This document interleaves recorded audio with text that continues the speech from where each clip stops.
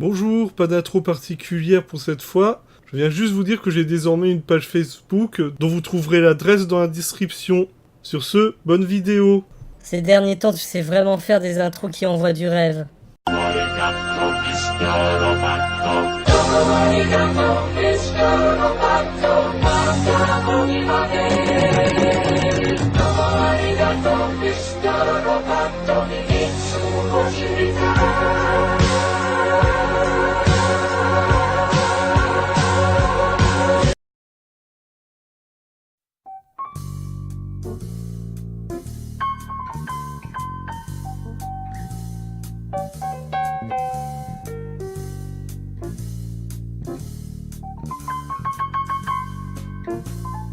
Bon, je vous avoue que la présentation de Wild Seven, unité antiterroriste, n'aura pas été la plus simple à élaborer. Tout bonnement parce que les infos sur cette dernière sont assez restreintes.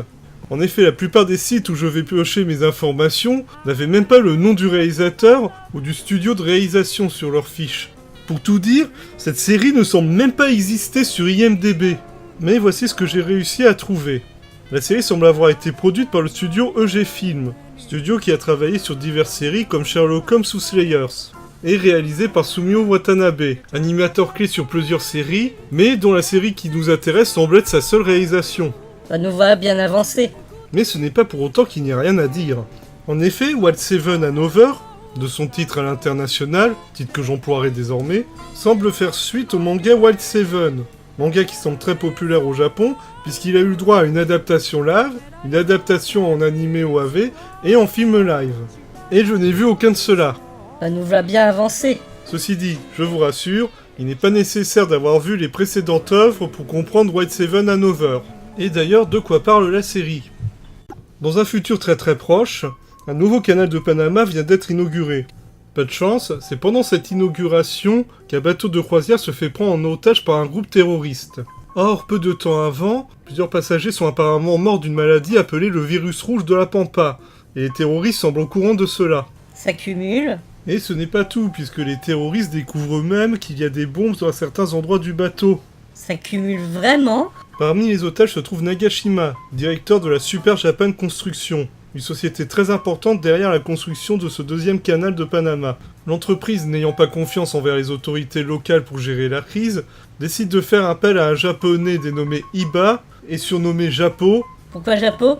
Parce qu'il est japonais. Bref, décide de faire appel à Japo, un ancien Wild Seven, mais amnésique. Ce dernier accepte, mais à condition de ne pas seulement sauver le directeur, mais tous les otages. Japo et son ami rencontreront vite Joops et Catton, d'autres mercenaires engagés par l'entreprise, et qui les accueillent en leur tirant dessus pour les tester. Ce qui est très malin. Pas un geste. Attends, on est avec vous. Quoi? En agissant comme ça, eh bien, tu lui fais peur et on passe pour des méchants terroristes. Mais tais-toi! Et tout ce petit monde décide qu'il serait bon d'engager d'autres personnes afin d'avoir une équipe pour faire face aux preneurs d'otages. Voilà, bon, je vais arrêter le résumé ici, parce qu'il serait peut-être temps de parler de la série. Et autant dire tout de suite, je crois que je n'ai jamais vu un animé aussi raté. Comme Musumet. Pas comme Musumet, à un autre niveau.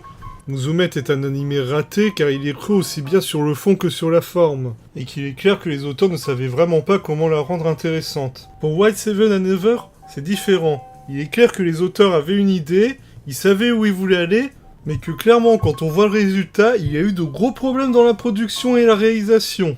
Et ça saute aux yeux dès les premières minutes de la série. Croyez-moi, rien que sur les 5 premières minutes, j'aurais pu faire toute une vidéo pour dire ce qui va pas. Les 5 premières minutes. Et un épisode fait 20 minutes. Et il y a 13 épisodes.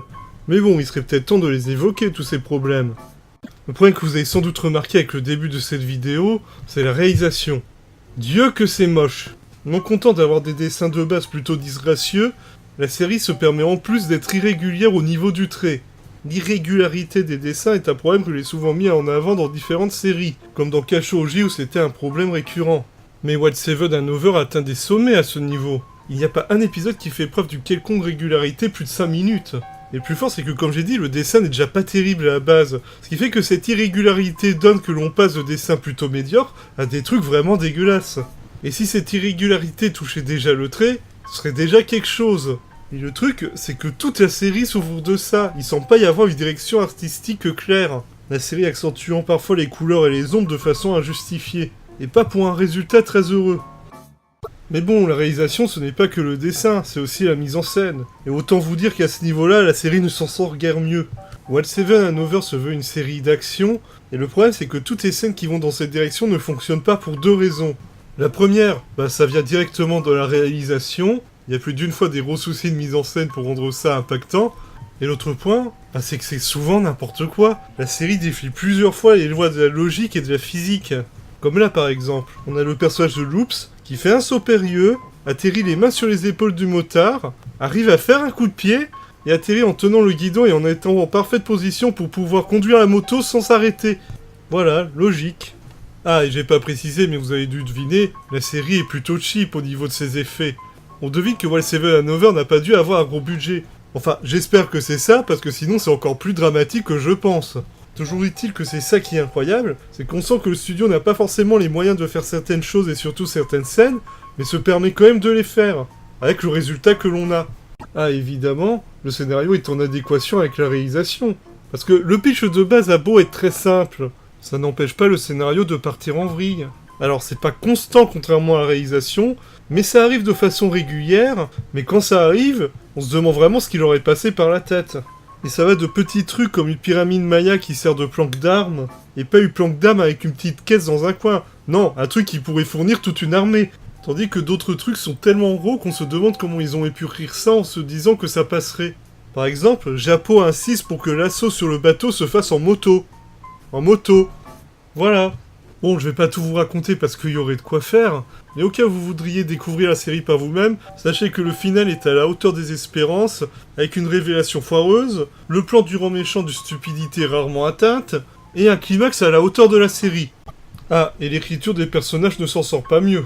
Mais le problème est différent, car si on met en peine une archéologue qui se balade avec un fusil anti-char, oui, un fusil anti-char, la plupart des personnages tiennent plus de l'archétype que du n'importe quoi. Archétype qui vire même à la caricature, avec une mention spéciale pour rap, le nippo afro-américain, dont la seule caractéristique est d'être cool. Enfin, selon les auteurs de la série. Parce que moi, ces trémoussements me font plus rire qu'autre chose.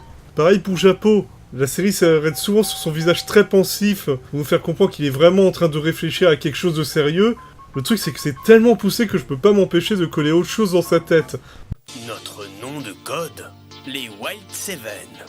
Est-ce que j'ai bien éteint le gaz? Pourquoi d'un coup je suis super bien dessiné? En dehors de ça, il est pas facile de s'attacher aux protagonistes tant leur développement est minimaliste. Le pire étant que lorsque la série décide de leur ajouter un background, elle attend vraiment le dernier moment. Bon, je pourrais continuer pendant des heures, mais je pense que vous avez compris que Wild Seven Hanover est une mauvaise série. Une très mauvaise série. Mais qu'est-ce qu'elle est fascinante! Comme je l'ai dit, c'est sans doute une des plus mauvaises séries que j'ai jamais vues. Et contrairement par exemple à Musumette ou Wolverine, où je n'avais qu'une envie, c'était que la série se termine au plus vite, là j'avais vraiment développé une curiosité morbide, à vouloir absolument savoir ce qui allait déconner au prochain épisode. Et à ce niveau-là, je n'ai pas été déçu, car la série est un ratage constant. Impossible à prendre au sérieux malgré son côté premier degré, qui tombe dans le ridicule à chaque fois qu'elle essaie de se la jouer cool, qui en plus s'octroie le luxe d'une VF qui caricature encore plus les personnages. Yo mec, yo. Tiens, lui aussi il a été recherché par la police. Et comment tu le sais? Oh, rien de plus que l'expérience de l'âge, voilà. C'est nul, arrête tes conneries. Vous vous rendez compte que quelqu'un chez Kazé s'est dit que, oui, cette série mériterait qu'on y mette de l'argent pour un doublage français. Je viens vous voir, commissaire, pour libérer Hassan. Hassan! Tu rigoles? C'est un de nos principaux suspects. Est-ce que tu réalises un instant ce que tu me demandes? Si tu penses pouvoir m'acheter, tu te fourres le doigt dans l'œil. Mais pour qui tu te prends? La police ne se laissera jamais intimider par des voyous de ton genre. Fascinant, je vous dis. Et dites-vous qu'ils ont été jusqu'à rater le carton titre. Tenez, regardez.